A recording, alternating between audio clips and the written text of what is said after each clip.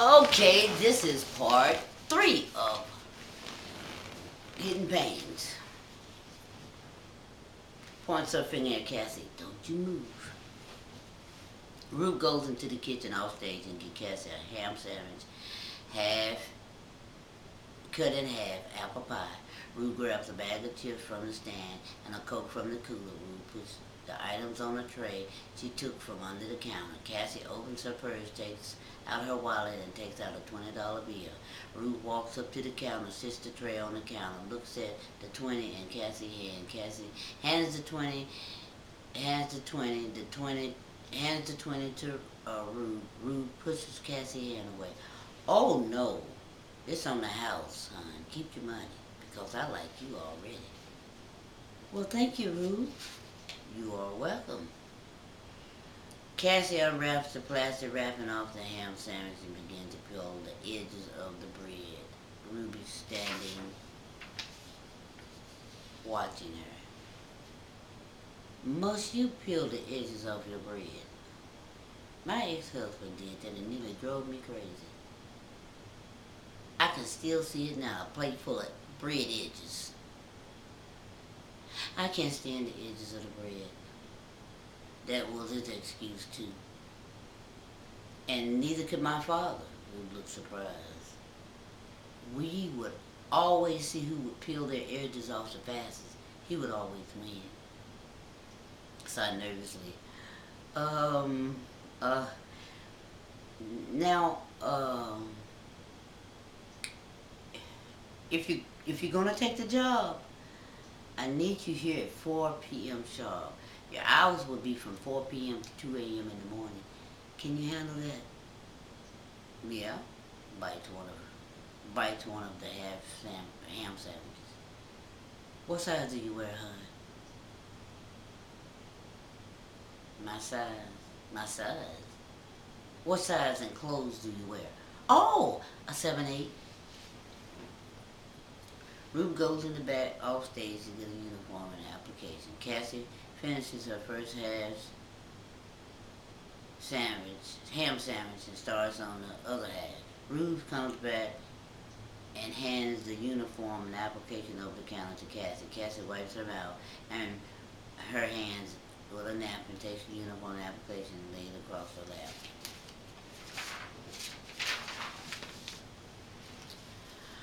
You'll be wearing a uniform, hon. You can fill out that application tonight and bring it back with you tomorrow. Are you sure you can handle the hours?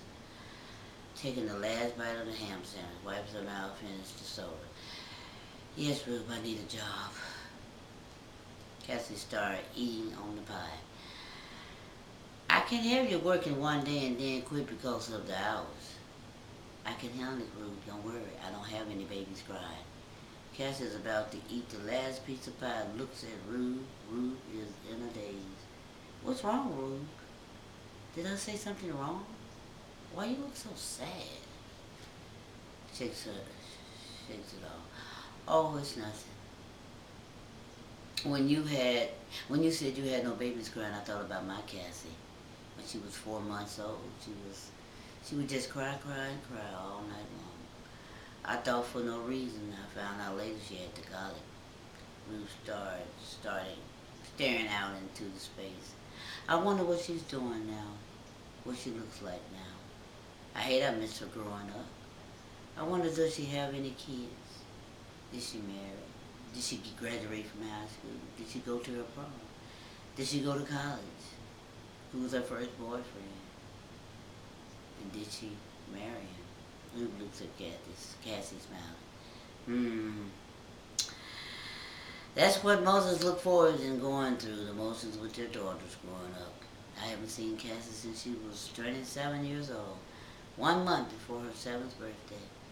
She's about your age now.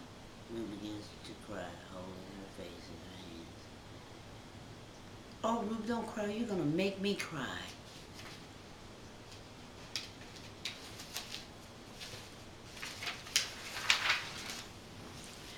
I'll be all right. I feel better if I've shed some tears, wiping the tears away.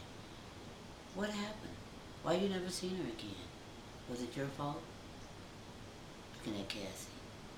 Yes. What did you do? Cass, I did a foolish thing 23 years ago. I never told anyone in Montana. The day the court awarded my ex-husband full custody of our daughter, I lost it. I snapped. I left the court in tears, went and bought a gun purposely to kill my husband. Cassie drops the spoon of pie into the plate. You did what? He was taking my little Cassie from me. But what I really regret the most, it wasn't that I spent 2 years in jail. I regret I missed the bastard and shot the wall. I did 2 years for that mistake. He divorced me while I was doing time, and when I was released from jail, they were long gone. Oh, Ruth, that is so sad. He told everyone I was a danger to him and Cassie, and he didn't want me near them. He got a restraining order against me.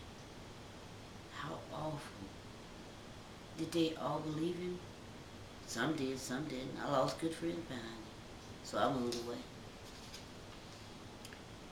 Didn't you think buying a gun was the worst possible thing you could do? I mean, use a gun, go to jail. You were going to lose her anyway.